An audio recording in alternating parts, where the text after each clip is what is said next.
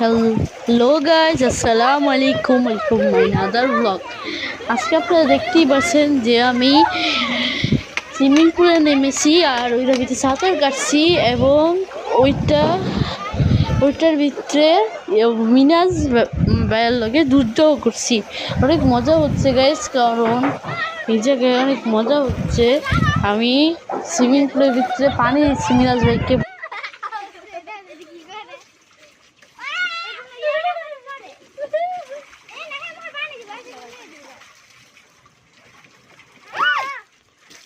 কানে পানি যাবে কিন্তু মিনাস।